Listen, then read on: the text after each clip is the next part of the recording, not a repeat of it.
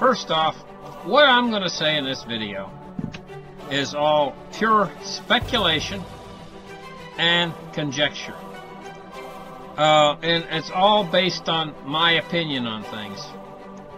Now, here's the thing. We've got North Korea. And we've got South Korea.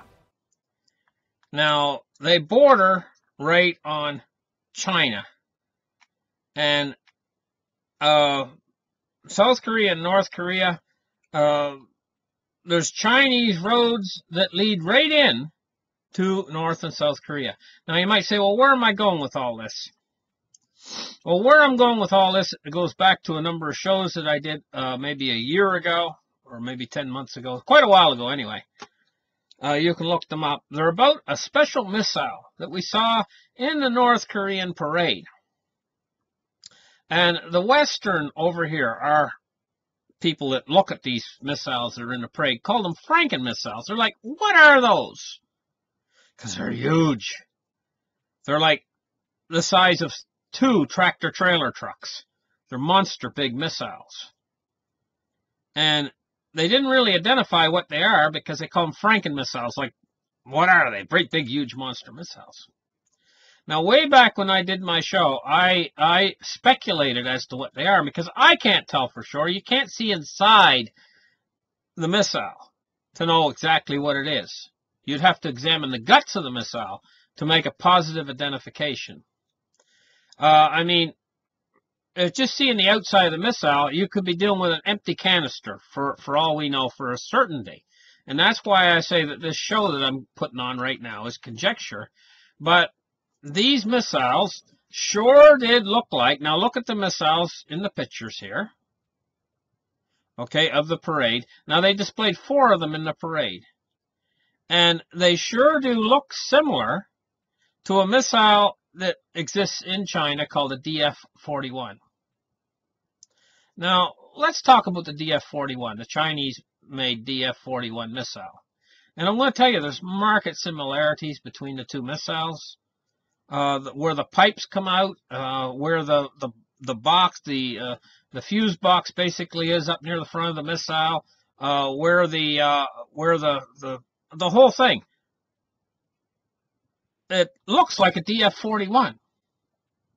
But the DF-41 is a Chinese missile. But let's talk about the DF-41's capabilities for a minute now, before we go any further. The DF-41 is a missile. It's one of China's top missiles. It's one of China's best of their nuclear ICBM defense capabilities. It has something called a MIRV. It's a multiple reentry vehicle that, as it's flying through the Earth's atmosphere, coming in from space, and by the time it's up in space, I mean, it's traveling. It's booting along like tremendous rate of speed. It separates, and 10 of these warheads come out of the MIRV, and they each go in different directions as they rain down, and they can blow up quite literally. They can target like 10 different cities, and over a large area, maybe the size of one state. They can target like 10 different cities. And so, if they brought one MIRV down over the area, or one of these missiles, these DF-41s that China has, over, say, New England, they could target like everything from Boston, New York, Washington, D.C., all with one warhead. They could target 10 different cities. And 10 mushroom clouds will go off over a wide area as this thing rains down. It rains down fire. Now, we saw 4 of these in the parade. And the West call them Franken missiles. But we have to look at another thing here. Another thing I want to clearly point out is the relationship between China and North and South Korea, especially North Korea. They share a border with China. Now, this is what I'm going to say now would be all purely speculation. But how hard would it be? These missiles drive on the back of a truck. How hard would it be to drive it across the border? In the middle of the night, say. You know? It would be about as hard as it is for Kim Jong-un today to take a train to Beijing. He sat down, evidently, according to what I'm seeing here, Kim Jong-un sat down on a train today and he traveled to Beijing on a train from his country to Beijing, from Pyongyang to Beijing, China. Now, you say, well, why is all this happening? Well, maybe we're not looking in the right place. Maybe we got our heads in the sand. Because I'm going to point something else out. There's this treaty that was signed. Let me go to it right now. It's called the Sino, North Korea, China. It's called the Sino North Korean Mutual Aid and Cooperation Friendship Treaty. It was signed in 1961 between the North Korean and the People's Republic of China. And in this treaty, they state very clearly here. Now, first off, look at what the treaty's named. Sino, North Korean Mutual Aid. Mutual aid, get that. And cooperation. Mutual aid means that they're going to aid each other. And cooperate, they're going to cooperate with each other. China and North Korea. Not China and America. Or not North Korea and America. But North Korea and China.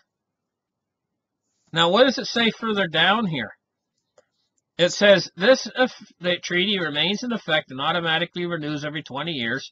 The most recent renewal will remain in effect until 2021. So this treaty is in effect. Now, it says here specifically, Article 2 of the treaty declares the two nations undertake all necessary measures to oppose any country or coalition of countries that might attack either nation. So now, could we put America on that list of might attack North Korea?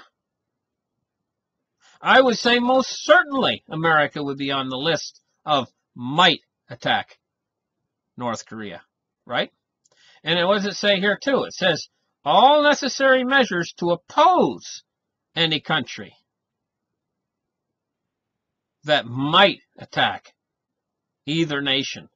But the one that would be most pointed toward attacking would be America attacking North Korea. So what are these necessary measures, it says here, to oppose any country?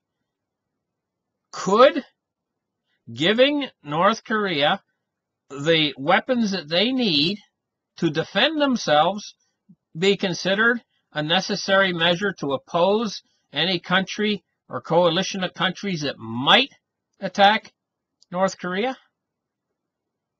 Because I'm going to tell you what, now remember, I started this whole show with this all being purely speculation, and what I'm going to say right now would be also purely speculation. If North Korea had extremely powerful nuclear weapons, not semi-powerful or anything like that, if they had extremely powerful nuclear weapons, the American intelligence community would find out about it. They have satellites that can read a newspaper from space. Okay? And would they then attack North Korea if they knew? And they would keep it all secret from us too. They wouldn't tell us. If North Korea had developed or has extremely powerful nuclear weapons, the intelligence community would not tell us what they have. They would not. In fact, they wouldn't be straight with us at all. First off, they wouldn't want to panic us. Imagine what they would tell us, what they would say if they say, oh yeah, North Korea, they could blow America off the face of the map already. And us Americans would ask a lot of questions. We would say, hey, you know what? Where did they get that kind of power all of a sudden? And then they'd have to say, and then people would start to think, well, where did they get that kind of power all of a sudden? You know? And maybe questions would be asked. Now, you see, all of this is just pure speculation, but maybe it's speculation because I don't altogether trust And this morning, what triggered all of this is when I saw this article here, you know, in the news. It said, train believed to be carrying North Korean officials and possibly Kim Jong-un leaves Beijing, heading back toward Pyongyang, I guess. So, I mean, why was he in Beijing? That is the place he would go to meet with all of the other Chinese officials and stuff and talk and everything else. Why would he be dragged into China? Could it be American-Chinese relations right now, and he is part of the inner circle on all these things, and he's receiving walking orders or whatever? I think they're all working together. Personally, my opinion on it is they're all in it together. I think they're all in it together. They're all cats, kittens on this whole thing, because it says the Sino-North Korean Mutual Aid and Cooperation Friendship Treaty. And this says that North Korea and China are basically in it together. You know? This is what it basically, and it shows the pictures of them signing the deal, and it's all friendship and everything else. China even calls North Korea little brother. So maybe this whole thing about, if this has been the case all along, that North Korea has already got weapons capable of completely annihilating North America, well, in that case, no wonder we've never launched an attack against them. Should it be surprising? You know? And I mean, this could be almost like they're an extension of China's military power. So we see more to this now. If this is all true, then North Korea would be looking to take South Korea back. It would be part of China's manifest destiny. It's part of the way the Chinese are spreading their wings in this area. They're taking the South China Sea. They're building new islands there. They're pushing. And the way they're pushing into they would be using North Korea as a tool to help push down into South Korea and push the Americans. And there's like 28,000 American troops stationed in South Korea to push them right completely out of that region. To cut off that whole part of Asia. You know, and have a unified Korea that would be all working in conjunction with China. I mean, this would be absolutely huge, because South Korea then would be part of North Korea. It would all be one country. You know? The way I see it, North Korea is just going to keep growing militarily speaking, growing more and more powerful. And possibly the reason why America never attacked them was them for... Now, there's another thing, too. Do we really know that it's only 4 Franken missiles? And each one of those Franken missiles would have 10 nuclear warheads in the nose cone of it? So that would be 40 right there, just in those 4. Maybe they got 4 more. Maybe they got 8 more away back in the wings where we can't see. In which case, even those 40 alone would do an awful job on us over here. Can you imagine? 40 of our cities in flames? The repercussions of that,